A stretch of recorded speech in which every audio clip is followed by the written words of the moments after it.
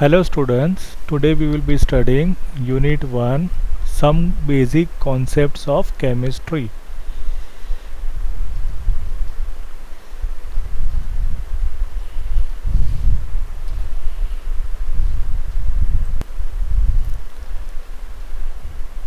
Science can be viewed as a continuing human effort to systemize knowledge for describing and understanding nature.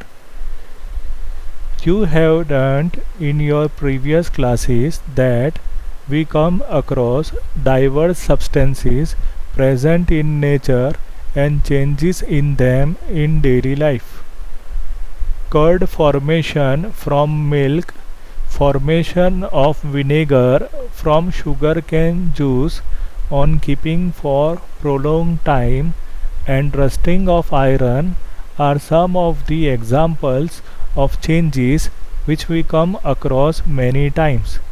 For the sake of convenience, science is subdivided into various disciplines: chemistry, physics, biology, geology, etc. The branch of science that studies the preparation, properties, structure, and reactions of material substances is called chemistry. Development of chemistry. Chemistry, as we understand it today, is not a very old discipline. Chemistry was not studied for its own sake. Rather, it came up as a result of search of two interesting things.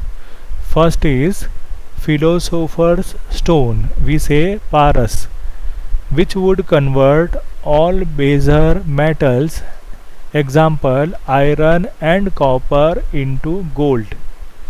And second discovery is elixir of life, which would grant immortality. Okay, we generally say abe hayat. Okay, that is elixir of life. People in ancient India already had the knowledge of many scientific phenomena much before the advent of modern science. They applied that knowledge in various walks of life. Chemistry developed mainly in the form of alchemy and iatrochemistry during 1300 to 1600 CE. Modern chemistry took shape in the 18th century Europe after a few centuries of alchemical traditions which were introduced in Europe by the Arabs. Other cultures, especially the Chinese and the Indian, had their own alchemical traditions. These included much knowledge of chemical processes and techniques. In ancient India, chemistry was called Rasayan Shastra or Rastantra or Raskriya or Rasvidya. It included metallurgy, medicine, manufacture of cosmetics, glass, dyes, etc. Systematic excavations at Mohenjo-daro in Sindh and Harappan in Punjab prove that the story of development of chemistry in India is very old. Archaeological findings show that baked bricks were used in construction work. It shows the mass production of pottery, which can be regarded as the earliest chemical process in which materials were mixed, molded, and subjected to heat by using fire to achieve desirable qualities. Remains of glazed pottery have been found in Mohenjo-daro. Gypsum cement has been used in the construction work. It contains lime, sand, and traces of calcium carbonate. Harappans made faience a sort of glass which was used in ornaments. They melted and forged a variety of objects from metals such as lead, silver, gold, and copper. They improved the hardness of copper for making artifacts by using tin and arsenic.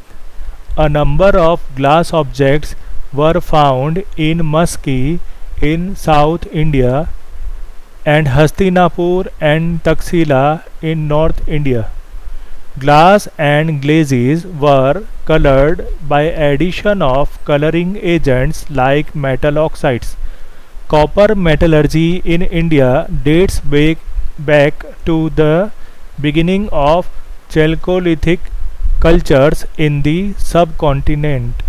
There are much archaeological evidences to support the view that technologies for extraction of copper and iron were developed indigenously.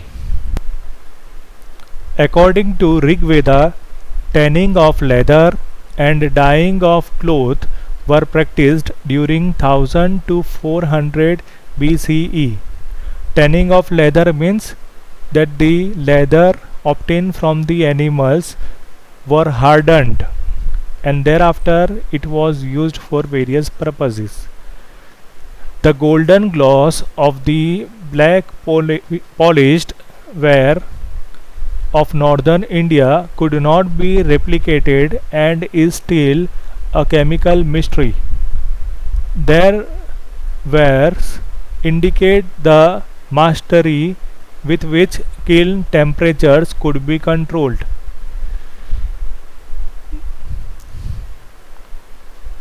Kautilya's Arthashastra describes the production of salt from sea. A vast number of statements and material described in the ancient Vedic literature can be shown to agree with modern scientific findings.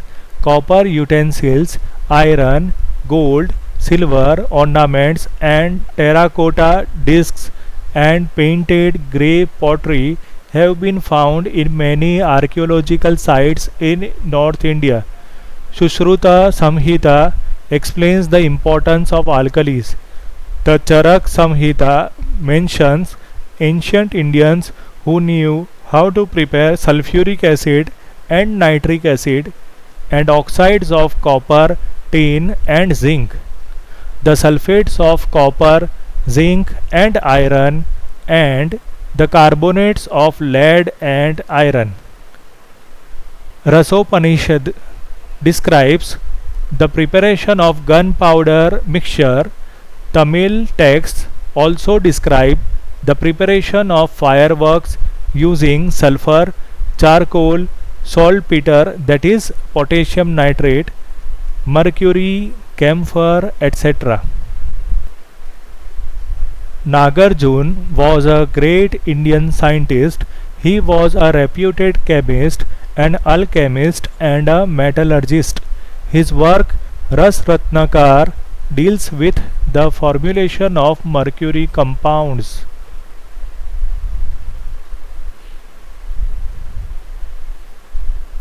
He has also discussed methods for the extraction of metals like gold, silver, tin, and copper. A book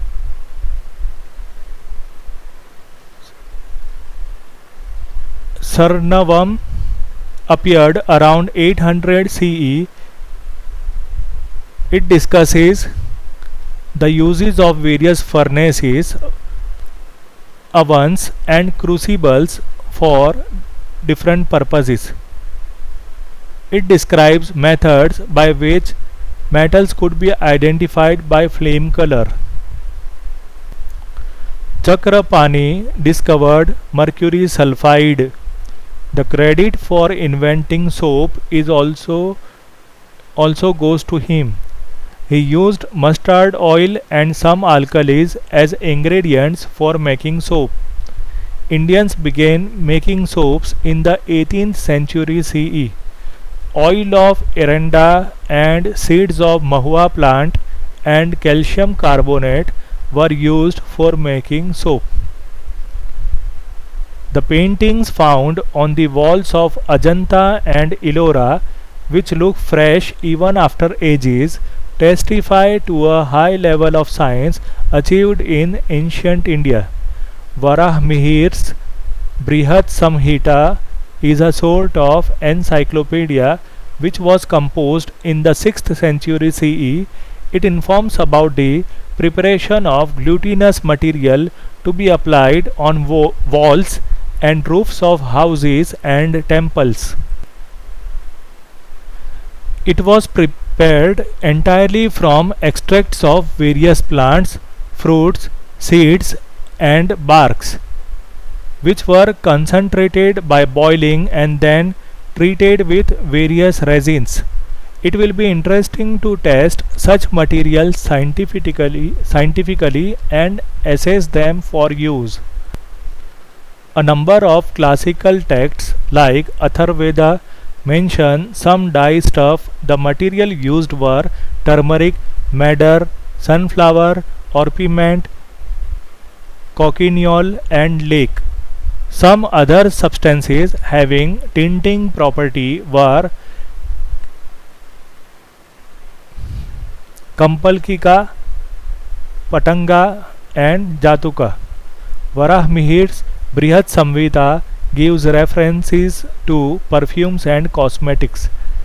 Recipes for hair dyeing were made from plants like indigo and minerals like iron powder, black iron or steel, and acidic extracts of sour rice gruels.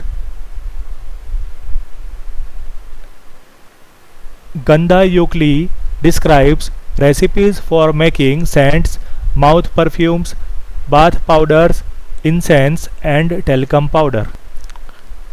Paper was known to India in the 17th century, as account of Chinese traveller Ai Tsing describes. Excavations at Taxila indicate that ink was used in India from the 4th century. Colors of ink were made from chalk, red lead, and minimum. It seems that the process of fermentation was well known to Indians. Vedas and Kautilya's Arthashastra mention about many types of liquors. Charak Samhita also mentions ingredients such as barks of plants, stem, flowers, leaves, woods, cereals, fruits, and sugarcane for making a sauce. The concept that matter is ultimately made of indivisible building blocks appeared in India a few centuries BCE as a part of philosophical speculations. Acharya Kanad, born in 600 BCE, originally known by the name Kashyap, was the first proponent of the atomic theory. He formulated the theory of very small indivisible particles, which he named Parmanu, comparable to atoms. He authored the text Vaiseshika Sutras. According to him, all substances are aggregated form of smaller units called atoms or Parmanu, which are eternal, indestructible, spherical, suprasensible, and in motion in the original state. He explained that this individual entity cannot be sensed through any human organ. Kanad added that there are varieties of atoms that are as different as the different classes of substances. He said this Parmanu could form pairs or triplets among other combinations, and unseen forces cause interaction between them. He conceptualized this theory around 2500 years before John Dalton. Charak Samhita is the oldest Ayurvedic epic of India. It describes the treatment of diseases. The concept of reduction of particle size of metals is clearly discussed in Charak Samhita. extreme reduction of particle size is termed as nanotechnology. Charak Samhita describes the use of bhasma of metals in the treatment of ailments. Nowadays, it has been proved that bhasmas have nanoparticles of metals.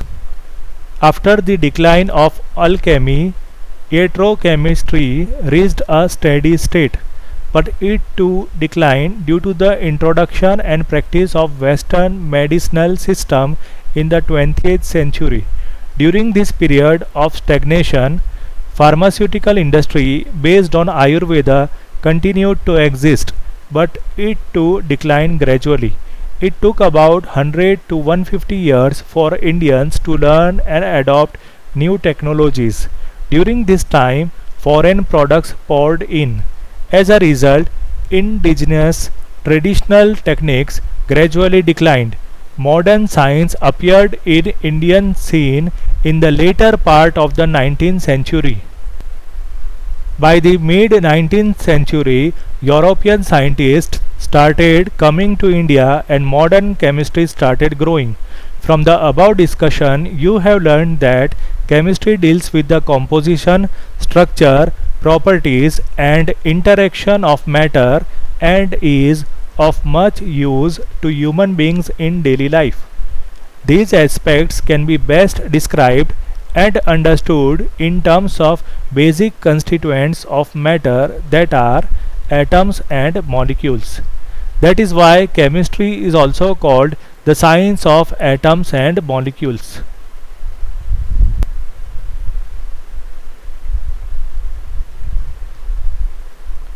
Can we see, weigh and perceive these entities, that is atoms and molecules?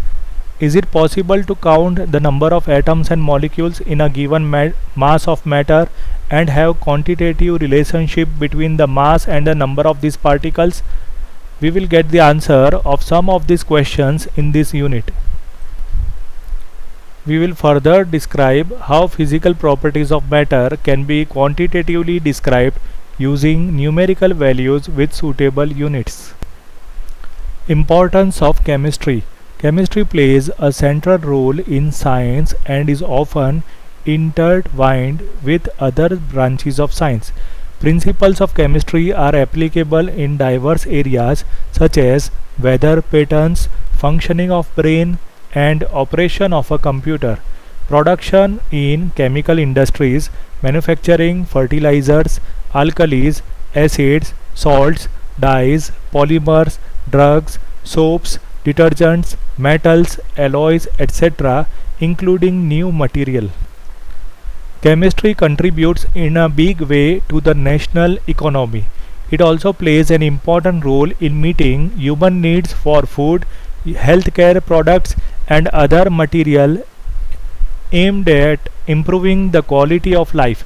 This is exemplified by the large-scale production of a variety of fertilizers, improved variety of pesticides and insecticides. Chemistry provides methods for the isolation of life-saving drugs from natural sources and makes possible synthesis of such drugs. Some of the drugs, okay, these are very important for the examination point of view. Some of the drugs are cisplatin and Taxol, which are effective in cancer therapy. So these two drugs are used in cancer therapy. The drug azithromycin, okay, so in short it is written as AZT, that is azithromycin, is used for helping AIDS patients.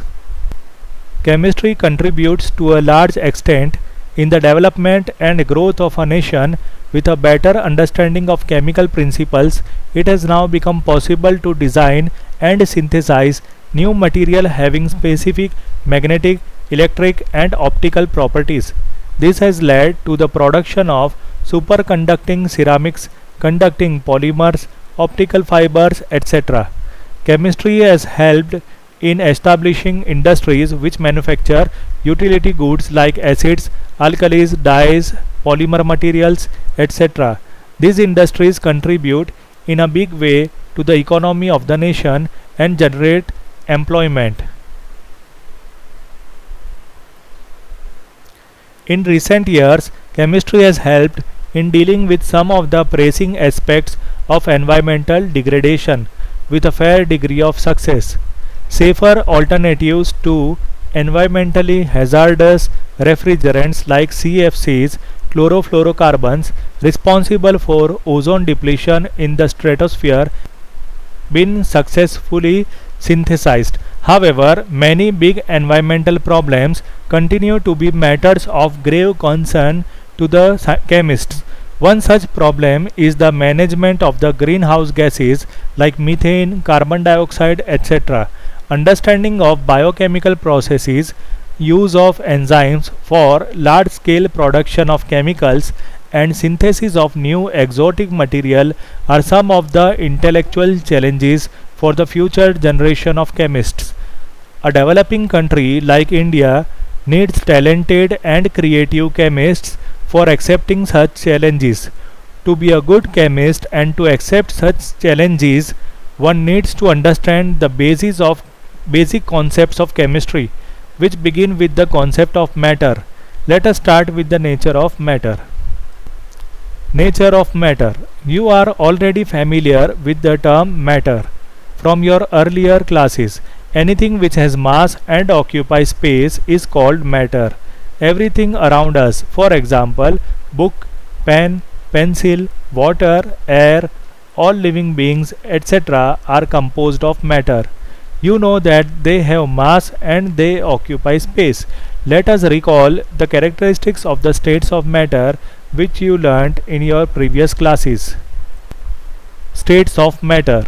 You are aware that matter can exist in three physical states: solid, liquid, and gas. The constituent particles of matter in these three states can be represented as shown in figure. So here you can see solid, liquid, and gas.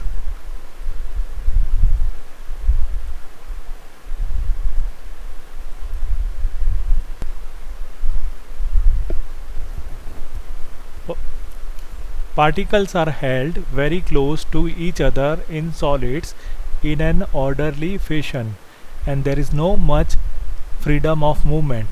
In liquids, the particles are close to each other but they can move around.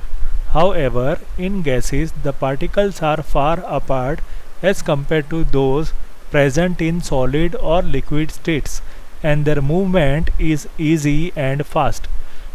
Because of such arrangement of particles, different states of matter exhibit the following characteristics.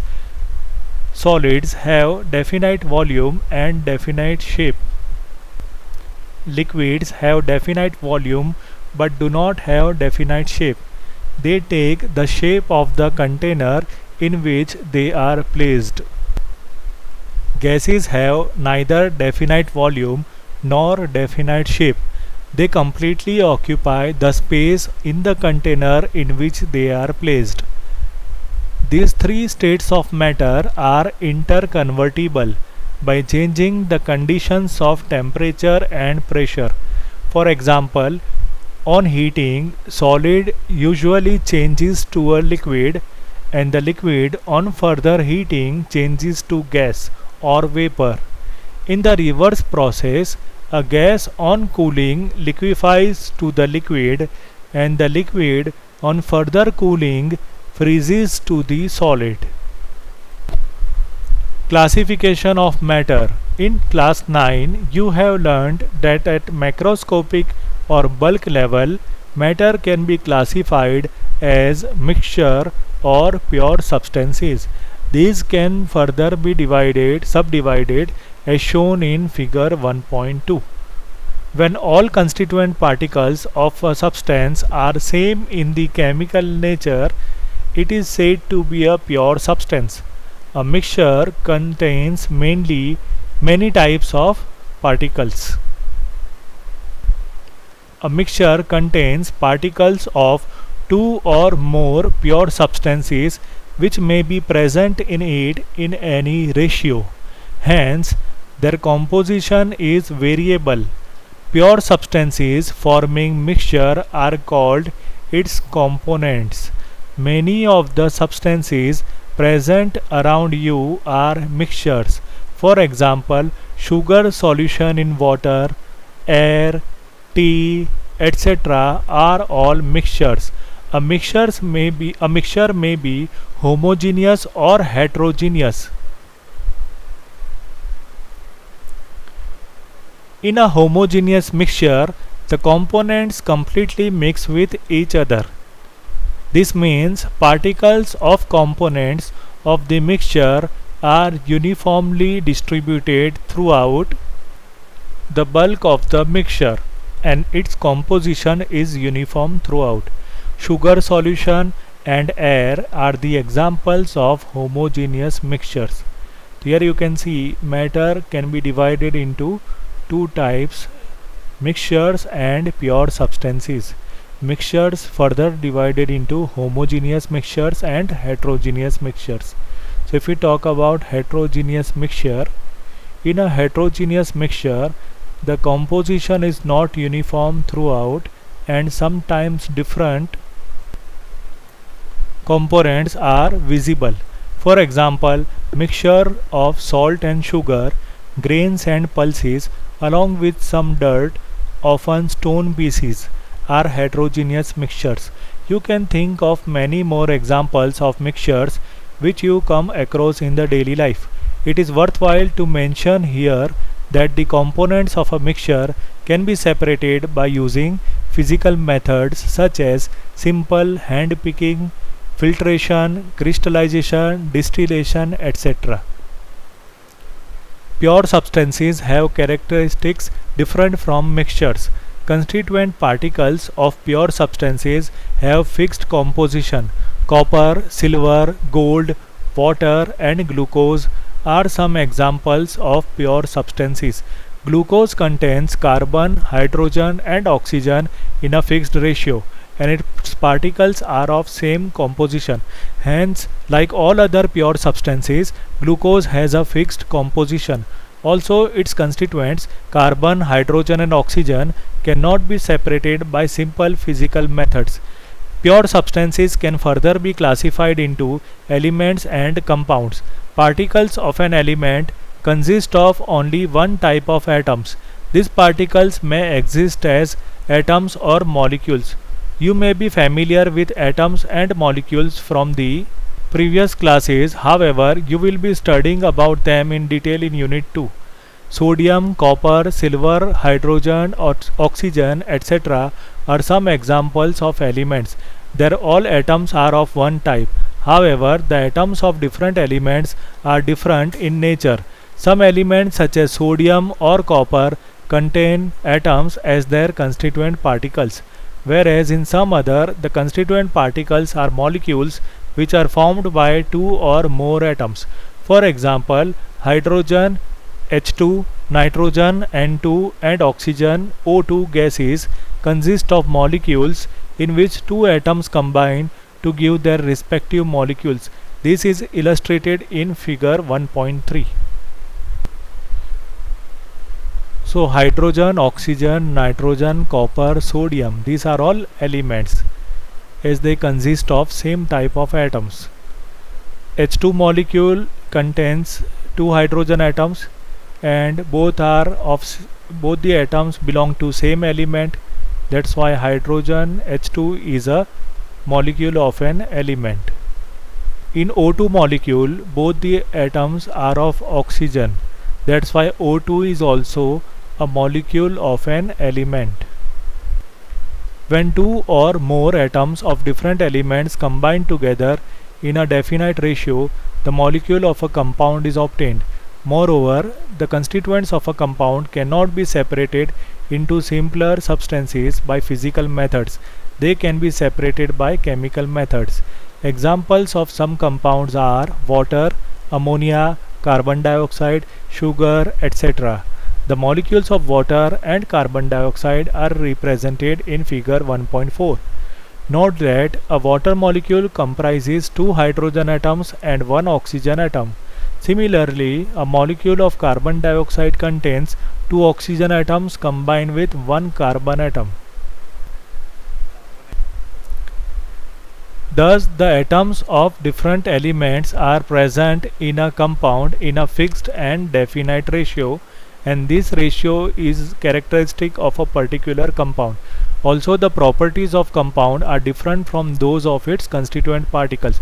For example, hydrogen and oxygen are gases, whereas the compound formed by their combination, that is water, is a liquid. It is interesting to note that hydrogen burns with a pop sound and oxygen is a supporter of combustion, but water is used as a fire extinguisher. Properties of matter and their measurement, physical and chemical properties. What are physical properties? Those properties which can be measured or observed without changing the identity or the composition of the substance. For example, color, odor, melting point, boiling point, density, all these are physical properties. Chemical properties are those properties which require a chemical change to occur. For example, composition, combustibility, reactivity with acids and bases, all these are chemical properties.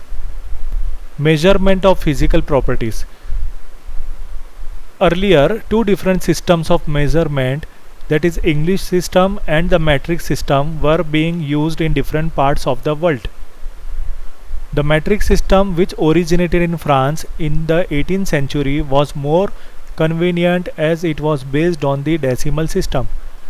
Late need of a common standard system was felt by the scientific community. Such a system was established in 1960 and is discussed in detail below. The International System of Units (SI). The SI system has 7 base units and they are listed in table 1.1. Physical quantities, symbol, name of SI unit, symbol of SI unit. Length, symbol small l, name of the unit meter and the symbol of SI unit small m. Mass, symbol small m, unit kilogram, symbol kg. Time, symbol small t, unit second, symbol of the unit small s. Electric current, symbol capital I, unit ampere, symbol capital A. Thermodynamic temperature, symbol capital T, unit Kelvin, symbol capital K.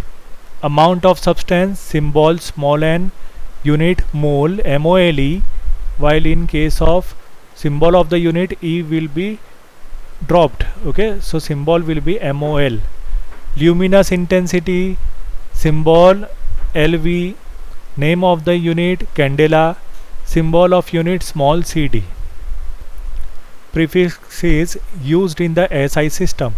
So before the unit, some prefixes are placed and that prefix is in terms of multiples of 10. Like 10 raised to minus 24, the prefix is yocto, that is small y.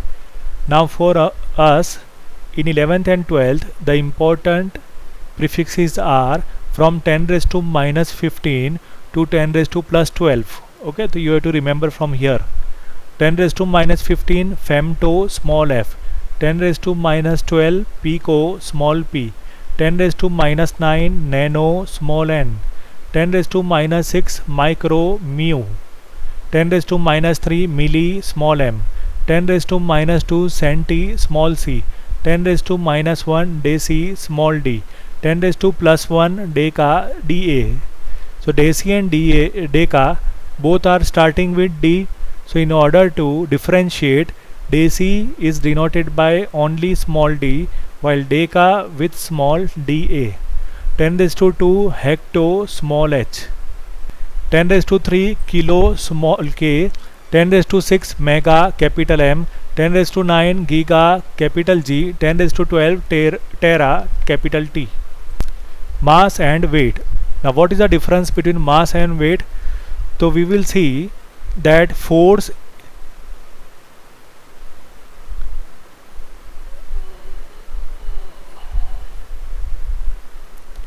The equation of force is F equal to m into A.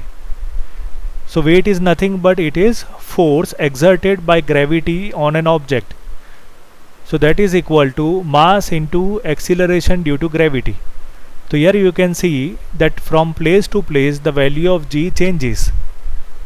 So that's why the multiplication of m into g, that is weight, will change from place to place, while mass of an object remains constant irrespective of the place.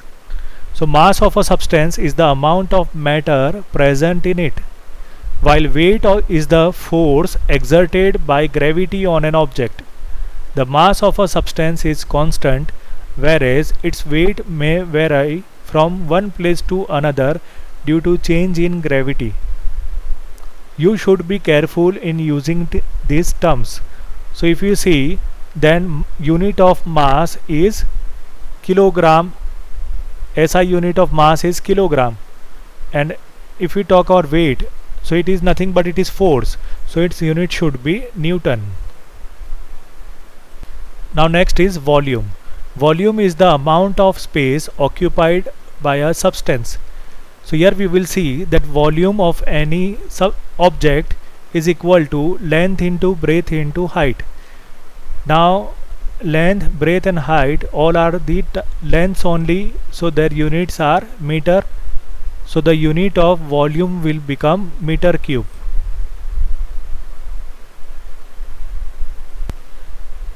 In chemistry laboratories, smaller volumes are used. These are often denoted in centimeter cube or decimeter cube. 1 liter is equal to 1000 milliliters, and 1000 centimeter cube equal to 1 decimeter cube. So here we have to remember that 1 liter and 1 decimeter cube are equal. So 1 liter and 1 decimeter cube are equal, and 1 milliliter and 1 centimeter cube are equal.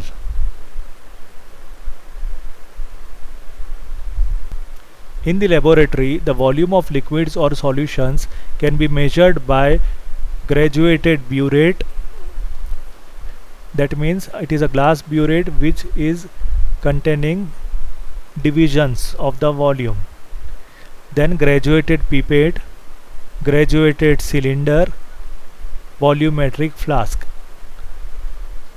A volumetric flask is used to prepare a known volume of a solution.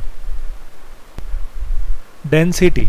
Density of a substance is its amount of mass per unit volume. The SI unit of mass is kilogram, and in the denominator the SI unit of volume is meter cube. So the SI unit of density is kilogram per meter cube. Sometimes small quantities are expressed, smaller values of density are expressed in terms of gram per centimeter cube. Temperature. There are three common scales to measure temperature: degree Celsius, degree Fahrenheit and Kelvin. If we want to convert the value in degree Celsius into degree Fahrenheit, then in that case, first of all we have to multiply the value in degree Celsius with 9 by 5. In that we have to add 32. So our final answer will be in terms of degree Fahrenheit. So this is the equation to convert the temperature in degree Celsius into degree Fahrenheit. If we want to convert degree Celsius into Kelvin, then we are having the equation कि whatever value of degree Celsius is there, if you are adding 273.15, then our final answer will be in Kelvin. So to convert temperature in degree Celsius into Kelvin, we have to use this equation. You have to remember that in case of Kelvin, degree will not be there.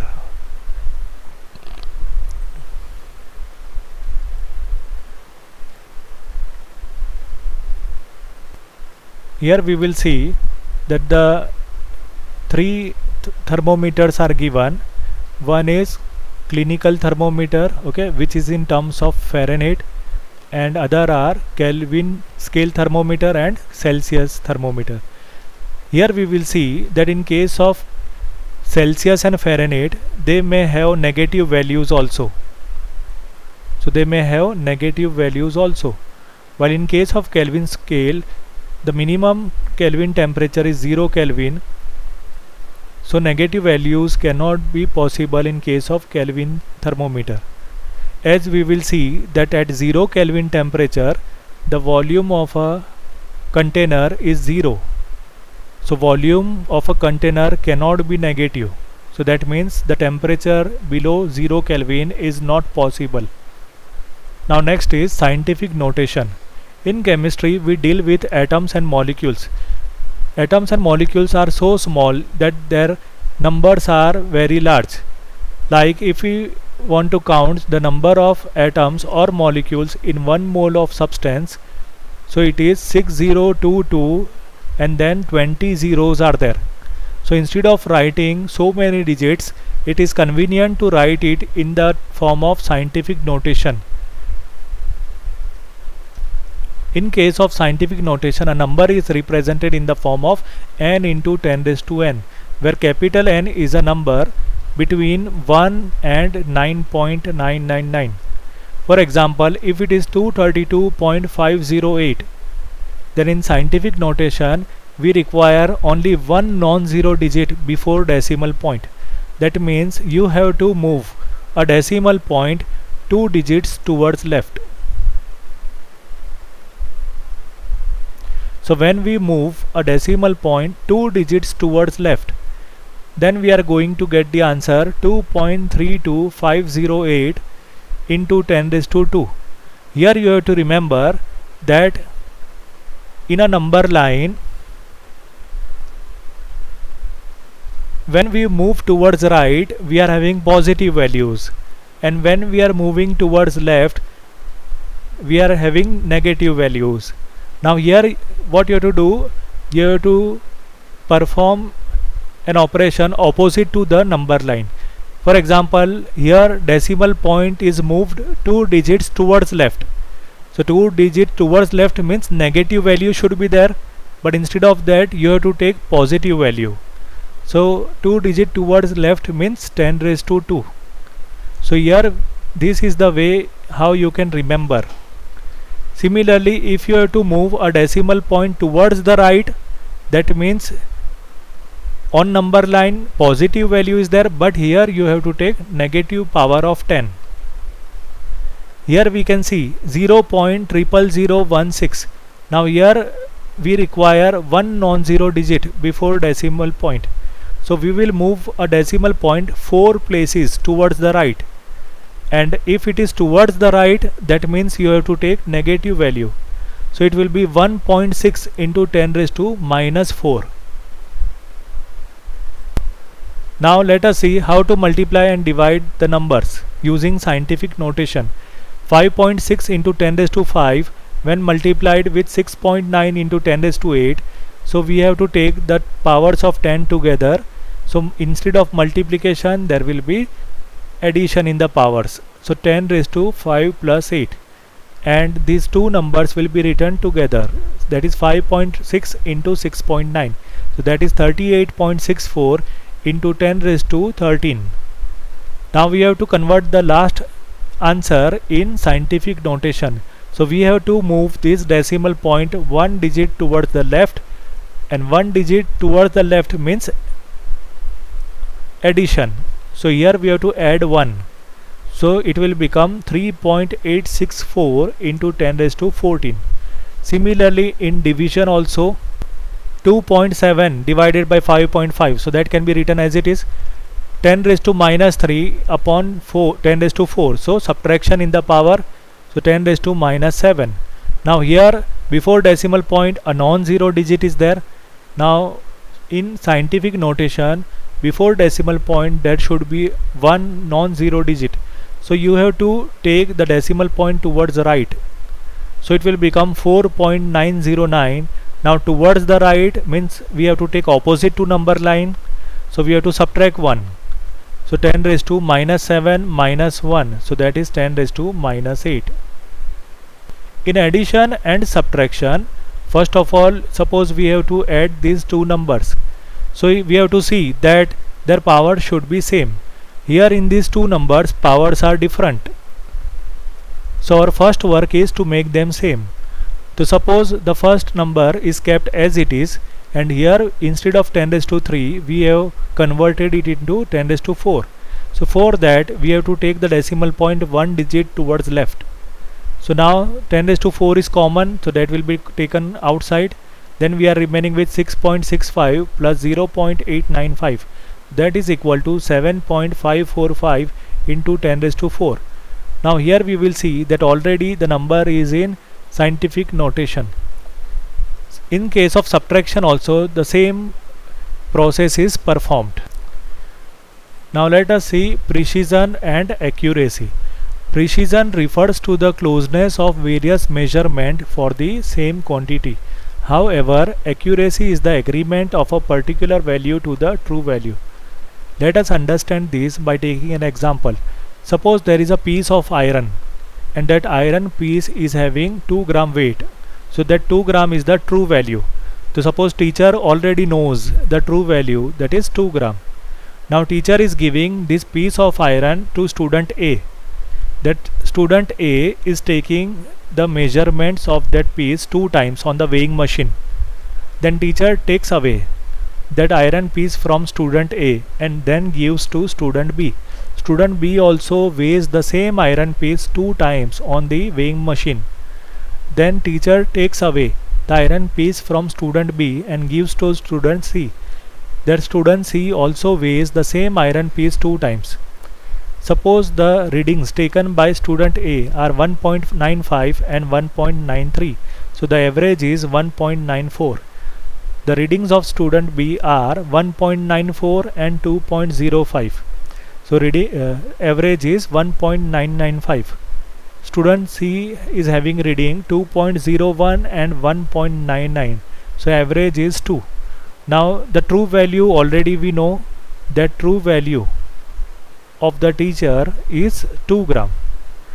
Now we will see that the two readings of a particular student we have to compare. The closeness of these two readings of the same quantity is called precision. So for precision we have to compare these two readings of the particular student, and for accuracy you have to compare average value with true value.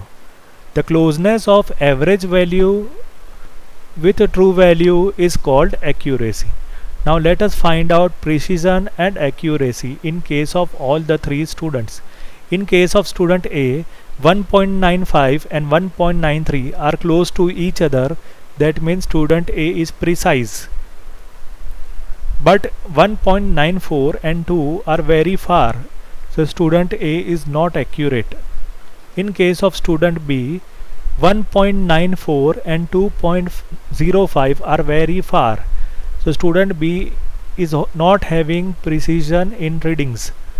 But the average 1.995 and 2 are very close, so student B, even 1.995 and 2, 1.995 and 2, they are close to each other. So that means in case of student B, accuracy is there. In case of student C, 2.01 and 1.99, they are very close, so precision is there, and average value and true value both are 2, so accuracy is also there. That means student C is an intelligent student. That's all for today.